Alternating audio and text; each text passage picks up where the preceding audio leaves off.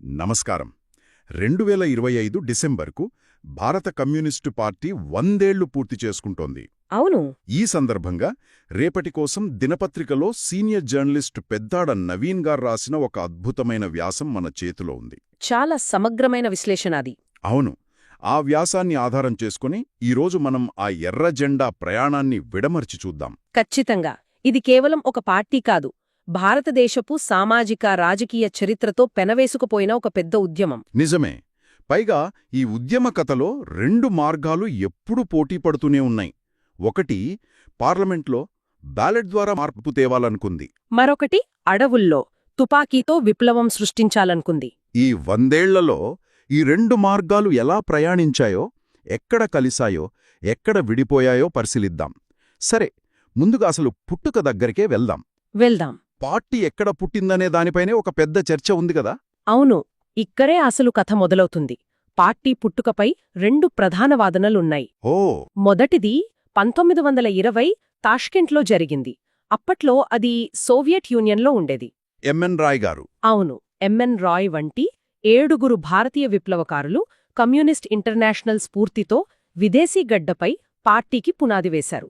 CPM వాళ్లు ఈ తేదీనే తమ ఆవిర్భావ దినంగా అధికారికంగా గుర్తిస్తారు. అంటే ఒక అంతర్జాతీయ దృక్పథంతో బయటి నుండి స్ఫూర్తి పొంది మొదలైందనమాట. మరి రెండో వాదనేంటి? రెండోది పూర్తిగా మన భారతగడ్డపై జరిగింది. 5 ఏళ్ల తర్వాత 1925 డిసెంబర్ 26న కాన్పూర్లో. అవును. సత్యభక్త షింగారవెలు చెట్టియార్ వంటి నాయకులు ఒక పెద్ద సదస్సు నిర్వహించారు. వాళ్ల వాదనేంటంటే, ఏమని? విదేశీ సిద్ధాంతాలు మనకు అవసరమే, కాని పార్టీ నిర్మాణం భారతీయ పరిస్థితులకు, ఇక్కడి సమస్యలకు అనుగుణంగా జరగాలి అని. అర్థమైంది. అందుకే భారతగడ్డపై అధికారికంగా పార్టీని ప్రారంభించారు. సిపిఐ ఈ తేదీని తమ పుట్టినరోజుగా జరుపుకుంటోంది. ఆసక్తికరంగా ఉంది. అంటే అంతర్జాతీయ స్ఫూర్తికి, దేశీయ వాస్తవికతకు మధ్య చర్చ మొదటి రోజునుంచే ఉంది. ఖచ్చితంగా. బ్రిటిష్ పాలనను అంతం చేయడం, కార్మిక రైతు రాజ్యాన్ని స్థాపించడం వారి ప్రధాన లక్ష్యాలని తెలుసు. కాని బ్రిటిష్ ప్రభుత్వం వాళ్ళని ఊరికి వదిలిపెట్టలేదు గదా. అస్సలు వదిలిపెట్టలేదు. విపరీతంగా అణచివేసింది. పెషావర్, కాన్పూర్, మీరట్ అంటూ వరుసగా కుట్రకేసులు పెట్టారు. మీరట్ కుట్రకేసు చాలా పెద్దది అంటారు. అవును. 1929 మీరట్ కుట్రకేస్. ఎస్య డాంగే సహా 31 మంది అగ్ర నాయకులను అరెస్టు చేసి ఏళ్ల తరబడి జైల్లో పెట్టారు. ఈ కేసుపై ఐన్స్టైన్ కూడా స్పందించారట. అంటే ఒక భారతీయ రాజకీయ కేసుపై అంతర్జాతీయంగా అంత దృష్టిపడిందన్నమాట. నిజమే. ఆ కేసు ప్రపంచవ్యాప్తంగా సంచలనం సృష్టించింది. ఐన్స్టీన్, రొమైన్ రోలండ్ వంటి మేధావులు ఈ విచారణను ఖండించారు. ఇక్కడే ఒక విచిత్రమైన విషయం జరిగింది. బ్రిటిష్ ప్రభుత్వం వాళ్లను అణచివేయాలని కేసులు పెడితే వాళ్లు దాన్ని అవకాశంగా వాడుకున్నారా? సరిగ్గా అదే. కోర్టులో తమ వాదనలు వినిపించడానికి ఆ అవకాశాన్ని వాడుకున్నారు. తమ సిద్ధాంతాలను కోర్టు ద్వారానే దేశమంతటికీ ప్రచారం చేశారు. అంటే అణచివేత చర్యే వాళ్లకు ప్రచారంగా మారిందనమాట. అద్భుతం. ఇదే సమయంలో క్షేత్రస్థాయిలో కార్మిక సంఘాలు, కిసాన్ సభల ద్వారా బలం పుంజుకున్నారు. కాని ఇక్కడే వారి ప్రయాణంలో ఒక పెద్ద వివాదాస్పద మలుపొచ్చింది. 1942 క్విట్ ఇండియా ఉద్యమం. అవును. ఆ ఉద్యమానికి కమ్యూనిస్టులు దూరంగా ఉన్నారు. ఇది వారిపై ఇప్పటికీ ఒక మాయని మచ్చగా మిగిలిపోయింది. ఎందుకలా జరిగింది? దానికి ఒక సంక్లిష్టమైన అంతర్జాతీయ కారణముంది. 2వ ప్రపంచ యుద్ధం మొదలైనప్పుడు వారు దాన్ని సామ్రాజ్యవాద యుద్ధమన్నారు. అంటే బ్రిటన్, జర్మనీ 2 సామ్రాజ్యవాద శక్తులే. వాటి మధ్య యుద్ధంలో మనం ఎవరి పక్షం వహించకూడదు అని వ్యతిరేకించారు. కాని 1941లో ఏం జరిగింది? హిట్లర్ ఉన్నట్టుండి సోవియట్ యూనియన్పై దాడి చేయడంతో మొత్తం సమీకరణాలు మారిపోయాయి. ఓహో, ఎలా మారాయి? అప్పుడు సోవియట్ యూనియన్, బ్రిటన్, అమెరికా ఒకే కూటమిగా మారాయి. కమ్యూనిస్టులకు సోవియట్ యూనియన్ మాతృభూమి లాంటిది. సోవియట్ను కాపాడుకోవాలంటే హిట్లర్ను ఓడించాలి. హిట్లర్ను ఓడించాలంటే మిత్రపక్షాల కూటమి గెలవాలి. సరిగ్గా. అందులో బ్రిటన్ కూడా ఉంది. అందుకే వాళ్లు తమ వైఖరి మార్చుకుని యుద్ధాన్ని ప్రజాయుద్ధం లేదా పీపుల్స్ వార్ అన్నారు. కాని ఇది సిద్ధాంతపరంగా బాగానే ఉన్నా క్షేత్రస్థాయిలో ప్రజలకు అర్థం కావడం కష్టం కదా. చాలా కష్టం. తమ దేశ స్వాతంత్ర్యం కోసం అందరూ పోరాడుతున్న సమయంలో విదేశీ రాజకీయాల కోసం బ్రిటిష్ వారికి మద్దతివ్వడంలాగా కనిపించి పార్టీ ప్రజల నుండి దూరం కాలేదా? ఖచ్చితంగా అదే జరిగింది. ఆ నిర్ణయం వల్ల వాళ్లు జాతీయవాదుల నుండి తీవ్రమైన విమర్శలు దురుక్కున్నారు. దేశద్రోహులు అని ముద్రకూడా పడింది. అయితే అదే సమయంలో వారు ప్రజలకు దగ్గరయ్యే మరో పనిచేశారు. 1943లో బెంగాల్లో భయంకరమైన కరువు వచ్చింది. అవును, లక్షలాది మంది చనిపోయారు. పై ఒక కొత్త రూపు తీసుకుంది తెలంగాణ సాయుధ పోరాటం. ఒక మహోద్యమం.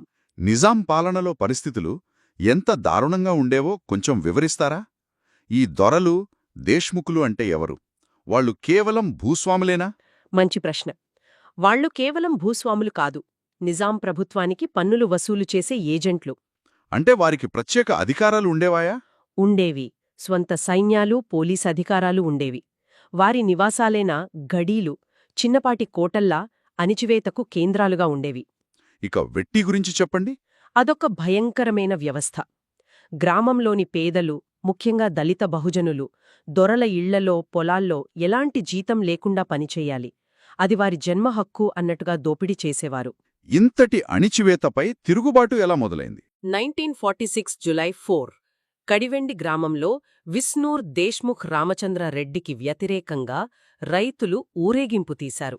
అప్పుడు కాల్పులు జరిగాయి? అవును. దేశ్ముఖ్ మనుషులు ఆ ఊరేగింపుపై కాల్పులు జరిపారు. ఆ కాల్పుల్లో దొడ్డి కొమరయ్య అనే ఒక సాధారణ యువకుడు చనిపోయాడు. ఆ ఒక్క మరణం అప్పటివరకు లోలోపల రగులుతున్న ఆవేశానికి నిప్పు పెట్టింది. తెలంగాణ పల్లెలు దావానలంలా భగ్గుమన్నాయి. ఈ పోరాటంలో మహిళల పాత్ర, ముఖ్యంగా చాకలి ఐలమ్మ పాత్ర గురించి చాలా విన్నాం. చాకలి ఐలమ్మ ఒక సామాన్య రజక మహిళ. ఆమె పాలకుర్తిలో విస్నూర్ దేశ్ముఖ్కు చెందిన భూమిని కౌలుకు తీసుకుని సాగు చేసుకుంటోంది. పంట చేతికి వచ్చాక దేశ్ముఖ్ గూండాలు దాన్ని దోచుకోవడానికి వచ్చారు. అప్పుడు ఆమె రోకలి బండ పట్టుకుని వారిని ఒంటరిగా ఎదిరించింది. అద్భుతం. నా భూమిని, నా పంటను దొరలకు వదలను అని గర్జించింది. ఆమె ధైర్యం వేలాది మందికి, ముఖ్యంగా మహిళలకు స్ఫూర్తినిచ్చింది. మల్లు స్వరాజ్యం వంటి నాయకురాలు తుపాకులు పట్టి దళాల్లో చేరి పోరాడాలు. ఈ పోరాట ఫలితమేంటి? 10 లక్షల ఎకరాలు. 10 లక్షల ఎకరాలు. అది ఇప్పటికీ ఊహించడానికే కష్టంగా ఉంది. ఆ భూ పంపిణీ ఎలా జరిగింది? అంటే ప్రభుత్వ ప్రమేయం లేకుండా ప్రజలే పంచుకున్నారా? అవును. గ్రామ సభలు పెట్టి ఎవరికి ఎంత భూమి కావాలో నిర్ణయించి అక్కడికక్కడే పంచేశారు. వెట్టి చాకిరిని పూర్తిగా రద్దు చేశారు. మరి 1948లో పోలీస్ యాక్షన్ తర్వాత? భారత సైన్యం వచ్చాక కూడా కమ్యూనిస్టులు పోరాటం కొనసాగించి చివరికి 1951లో విరమించారు. ఆయుధాలు వదిలి బ్యాలెట్ మార్గాన్ని ఎంచుకున్నారు. తుపాకీ నుండి బ్యాలెట్కి మారిన తర్వాత 1952 మొదటి ఎన్నికల్లోనే ప్రధాన ప్రతిపక్షంగా నిలిచారు. ఆ తర్వాత 1957లో ఒక అద్భుతం జరిగింది. అవును, ఒక చారిత్రక ఘట్టం. ప్రపంచంలోనే మొదటిసారి బ్యాలెట్ ద్వారా ఒక కమ్యూనిస్టు ప్రభుత్వం అధికారంలోకి వచ్చింది. ఈఎంఎస్ నంబూద్రిపాద్ ముఖ్యమంత్రి అయ్యారు. ఇది ఎంత పెద్ద విషయం అంటే? చాలా పెద్ద విషయం. అప్పట్లో అమెరికా, సోవియట్ యూనియన్ మధ్య ప్రచ్ఛన్న యుద్ధం నడుస్తోంది. కమ్యూనిజం అంటే హింస, విప్లవం ద్వారా మాత్రమే వస్తుందని అమెరికా ప్రచారం చేస్తోంది. అలాంటి సమయంలో ఇది జరిగింది. అవును. కేరళ ప్రజలు ఓట్లు వేసి కమ్యూనిస్టులను గెలిపించడం ప్రపంచవ్యాప్తంగా ఒక పెద్ద సంచలనం. ప్రజాస్వామ్య పద్ధతిలో కూడా కమ్యూనిజం అధికారంలోకి రాగలదని ఇది నిరూపించింది. కేవలం 28 నెలలే అధికారంలో ఉన్నా వాళ్లు తెచ్చిన సంస్కరణలు గేమ్ చేంజర్స్ అంటారు. అవేంటి? ప్రధానంగా 2. 1 విప్లవాత్మక భూ సంస్కరణలు. కౌలు రైతులకు వారు దున్నుతున్న భూమిపై హక్కు కల్పించారు. 2 విద్యాబిల్లు.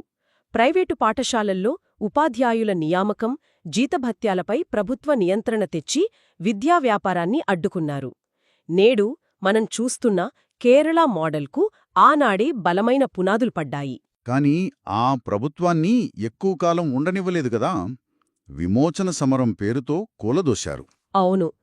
ఈ సంస్కరణలు నచ్చని భూస్వాములు, కుల సంఘాలు, చర్చ్, కాంగ్రెస్ పార్టీ అంతా ఏకమై పెద్ద ఎత్తున ఆందోళనలు చేశాయి. ఆ సాకుతో, శాంతిభద్రతల సాకుతో కేంద్రంలోని నెహ్రూ ప్రభుత్వం ఆర్టికల్ 536ను ఉపయోగించి 1959లో ఆ ప్రభుత్వాన్ని రద్దు చేసింది.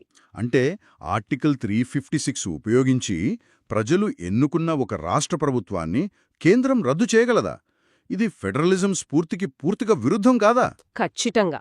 అందుకే అది చాలా వివాదాస్పదమైంది.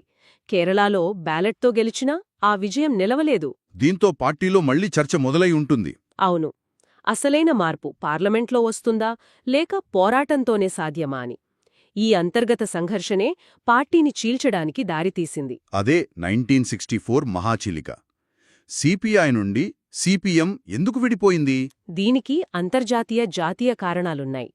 అంతర్జాతీయంగా సోవియట్ యూనియన్, చైనాల మధ్య సిద్ధాంత వైరం పెరిగింది. ఎలా? సోవియట్ శాంతియుత సహజీవనం అంటే చైనా సాయుధ విప్లవం అందింది. ఆ ప్రభావం ఇక్కడి పార్టీపై పడింది. డాంగే నాయకత్వంలోని ఒక వర్గం సోవియట్ లైన్ను కాంగ్రెస్తో కలిసి పనిచేయాలనే వైఖరిని తీసుకుంది. మరో వర్గం పి. సుందరయ్య, ఈఎంఎస్ వంటివారు చైనా లైన్కు దగ్గరగా ఉండి కాంగ్రెస్ను బూర్జ్వా, భూస్వామ్య వర్గాల ప్రతినిధిగా భావించారు. ఒక్క నిమిషం. బూర్జ్వా అంటే? మార్క్సిస్టు పరిభాషలో బూర్జ్వా అంటే ఫ్యాక్టరీలు, భూములు వంటి ఉత్పత్తి సాధనాలను తమ ఆధీనంలో ఉంచుకుని లాభాలు గడించే ధనిక వర్గం. ఓకే. కాంగ్రెస్ ఆ వర్గానికి ప్రతినిధి అని, దానితో కలవడమంటే విప్లవానికి ద్రోహం చేయడమే అని రెండో వర్గం వాదించింది. 1962 భారత్-చైనా యుద్ధం కూడా ఒక కారణమా? అవును. ఆ యుద్ధం ఈ అగాధాన్ని మరింత పెంచింది. చివరికి 1964లో పార్టీ రెండుగా చీలి సిపిఎం ఏర్పడింది. అంటే బ్యాలెట్ మార్గంపై నమ్మకం సన్నగిల్లడం, అంతర్జాతీయ పరిణామాలు కలిసి పార్టీని చీల్చాయి. కానీ చీలిక తర్వాత కూడా ఆయుధ పోరాట మార్గం మళ్లీ తెరపైకి వచ్చింది. అదే నక్సల్బరీ. అవును. సిపిఎం ఏర్పడిన 3 ఏళ్లకే 1967లో పశ్చిమ బెంగాల్లోని నక్సల్బరీ అనే చిన్న గ్రామంలో రైతులు భూస్వాములపై తిరుగుబాటు చేశారు. దానికి చారు మజుందార్ నాయకత్వం వహించారు. సిపిఎం నాయకత్వం దీన్ని వ్యతిరేకించింది కదా? అవును. వారు ఈ సాయుధ మార్గాన్ని వ్యతిరేకించారు.